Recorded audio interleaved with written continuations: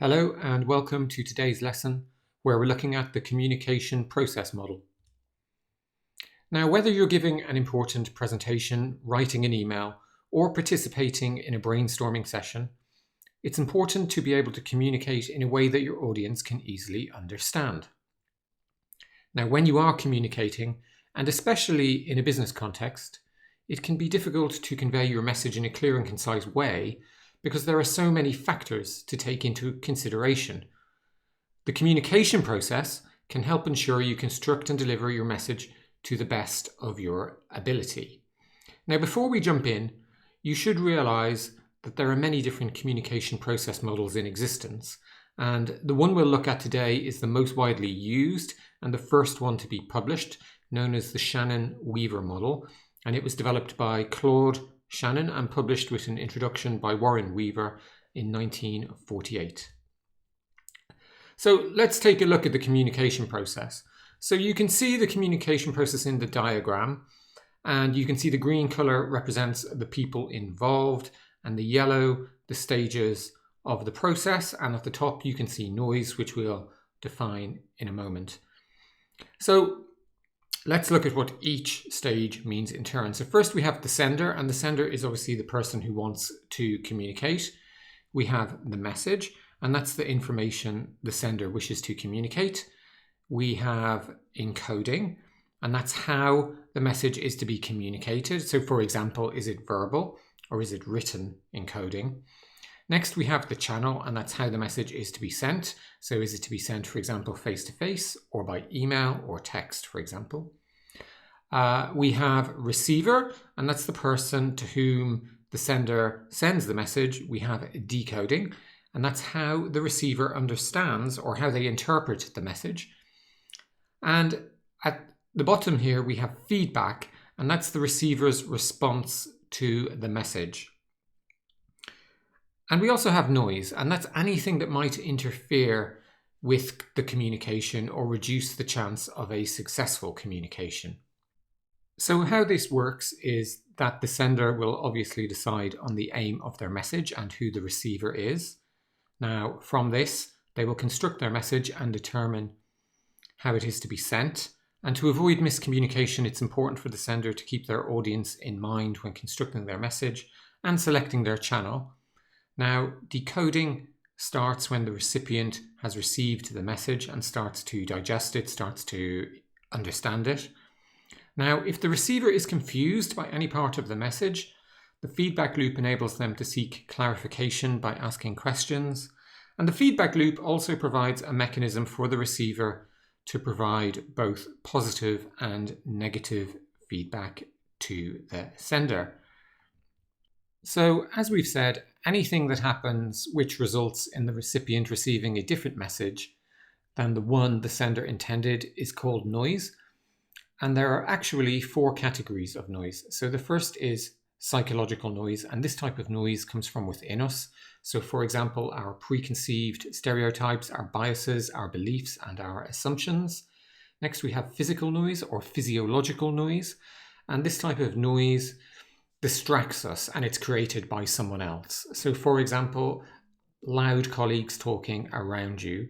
Third, we have environmental noise, and this type of noise, as you might expect, comes from the environment around us. So for example, passing traffic. And finally, we have what's called semantic noise, and this type of noise is created by the sender.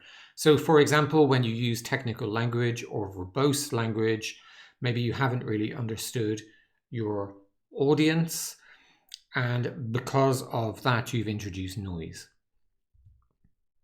So now that you understand the 8 stages of the communication process and the potential issues that can arise, you can use the model to help you communicate more effectively. And this can be done by following these 4 steps and asking the questions or answering the questions within each of the 4 steps. So the 4 steps are: start by organizing your thoughts. Who do you want your message to reach?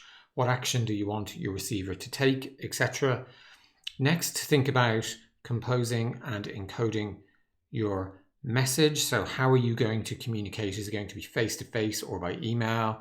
Does your audience prefer big picture information or more detailed information? Do you need to provide supplemental information. The next step is to deliver your message, and you need to think about what the right time to do this is. And finally, you need to allow yourself to be open to feedback. And have you included a process for collecting feedback, and have you allowed time for Q&A? And are there other signals you can pick up on? So let's make a little bit more sense of this by looking at an example. So in this example, we're going to assume the following scenario. We have Mark. He's a marketing executive who wants to give a presentation to his executive board, and he's doing that to request further funding for his department. Now let's work through each of the questions outlined above to see how Mark can use the communication process to help him communicate to the best of his ability. So step one is obviously organizing Mark's thoughts. So who does Mark want his message to reach? Well, Mark's message needs to be heard by all of the executive board and especially the CEO.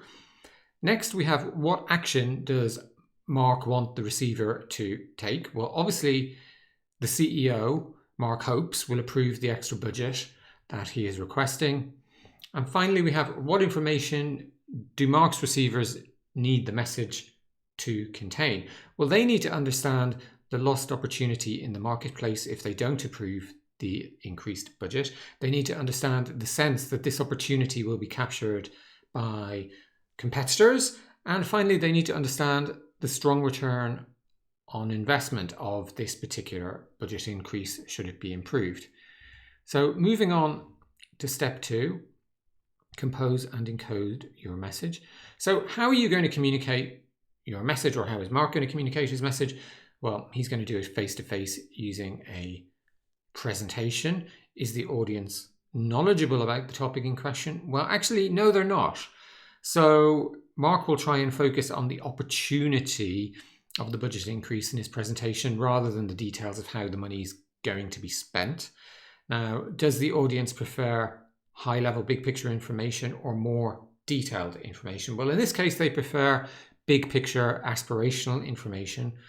And does Mark need to provide supplemental information? Well, yes. Now, although the board prefers big picture information, they also like to know that the detailed analysis has been done. And so for that reason, Mark's going to include detailed data in an appendix that the board can examine after the meeting should they choose. Now, does the audience have any preconceived ideas or assumptions that could reduce the effectiveness of Mark's message? No. And finally, can you think of any other obvious noise that might occur? And if so, how can we address it? Well, Mark identifies that laptops and cell phones could distract from his message coming across as well as he would like. So he decides to ask for everyone to switch off their laptops and their cell phones for the duration of the presentation. And Mark also identifies that the head of finance's default position is to be adverse to increasing the budget of any department, not just marketing. So for this reason, Mark decides to organize a face-to-face, one-on-one meeting with the head of finance in advance of the presentation. Now, the aim of this meeting is to take the head of finance through his plan, address any concerns he or she may have, and win them over in advance of the presentation so that they don't raise any objections during the main presentation itself. And this should allow the presentation to go more smoothly. Next, we have step 3, delivering the message. So what's the right time to deliver the message? Well, the only real time Mark can deliver his message to everyone required is during the monthly executive board meeting. So in this case, that's just when it needs to be. And the next question is there any way you can reduce your receivers' distractions? Well, Mark can't think of anything in addition to asking for laptops and cell phones to be switched off. So finally, we get to step 4, receive feedback. So first, have you included a process for collecting feedback? Well, yes, Mark has scheduled 10 minutes for Q&A at the end of the presentation. Next, can you pick up from other signals being given? Well, maybe, but Mark decides to reflect on this after the presentation.